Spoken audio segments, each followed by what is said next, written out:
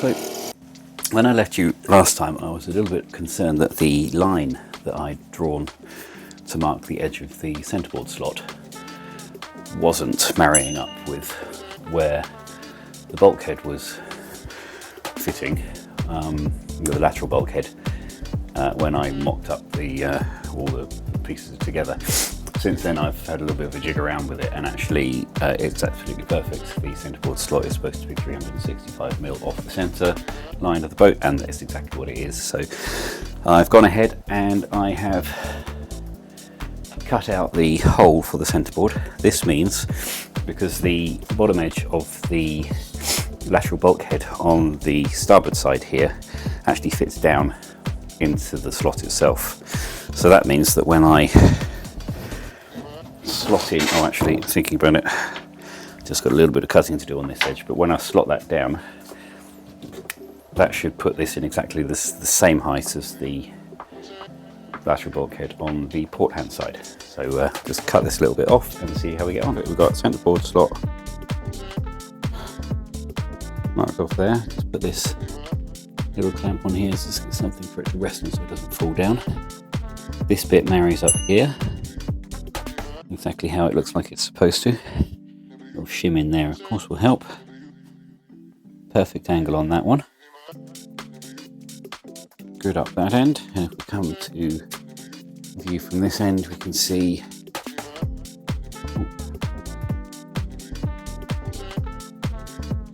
nice and straight. See the hole in the centerboard there, which is perfect. So that means that the next action will be to marry up the other side of the centerboard case.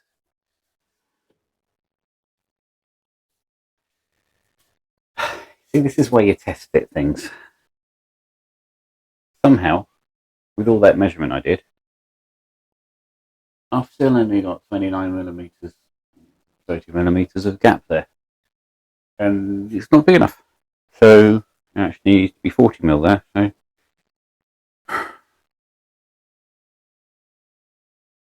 let's cut it again. I guess at least I've cut it too small, not too big. There's hope.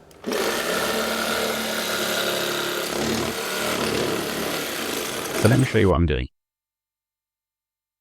The hole in the centerboard, which is going to be there, needs to marry up with a hole in both sides of the centerboard case, which is going to be around about there.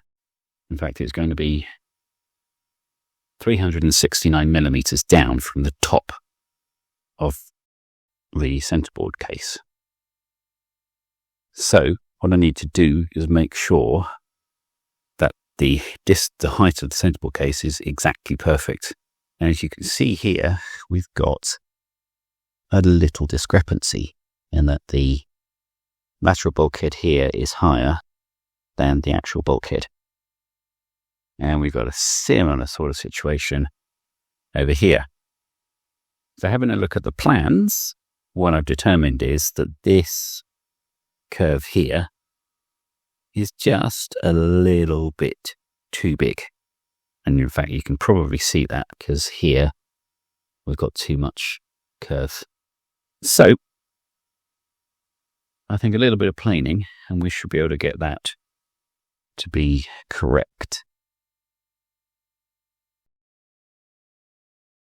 Because of course, accuracy at this stage of the game will pay off later on.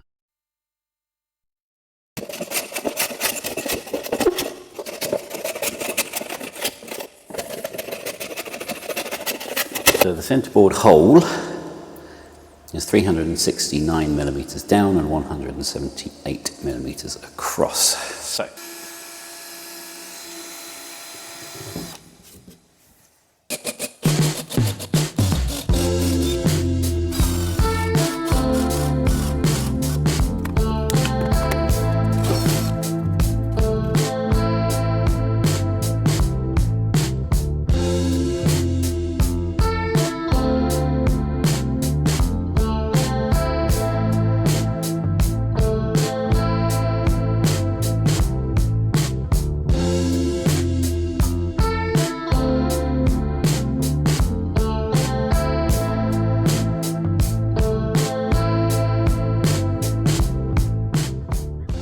Okay,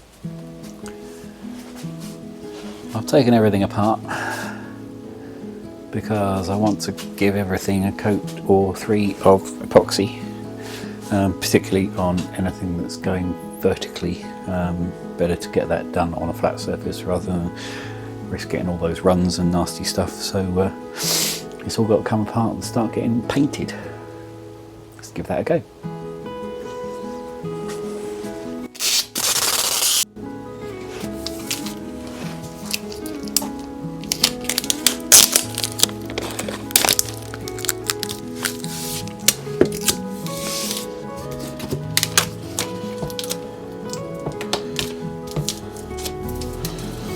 So what I'm doing here is I'm putting some tape along the edges of everywhere because I want clear wood for everything that's going to marry up to anything else with a fillet. I think it saves having to sand it all off because it's going to be a long time out of the epoxy curing window before it all gets done, so I'm just going to leave it all bare wood on the edges. Joining two pieces of plywood together in a 90-degree joint or somewhere similar to that, you butt the two pieces of wood together. The wood will usually have been pre-coated with epoxy. This will seal the wood against moisture and protect it from rotting. And then you run a bead of thickened epoxy along the length of the joint. This is what's known as an epoxy fillet. This allows for a stronger joint with more glue surface, and also you can then apply a layer of fiberglass tape over the whole thing, which adds even more strength. However, if you are outside of the curing time for the epoxy, then there is a possibility that the joint won't chemically bond and you'll have to sand in order to allow for that chemical bonding to take place. The alternative is to not pre-coat the wood where the joint is occurring, and then you'll have fresh wood with which the epoxy can bond the joint together.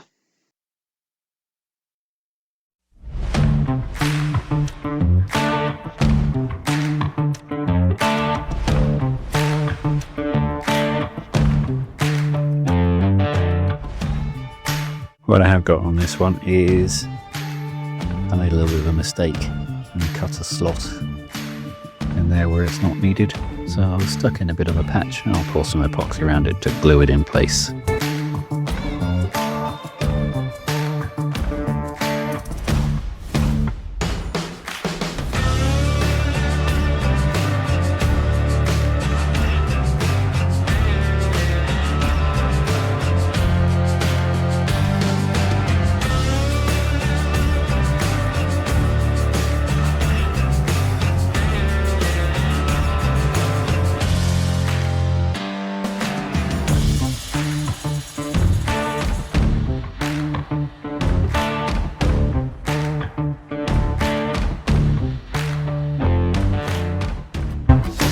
So having gone from the stage where I was dry fitting things and had all the bulkheads in place and it was all looking like a boat, it feels like a bit of a step backwards to have taken it all apart and had to go back a step or so.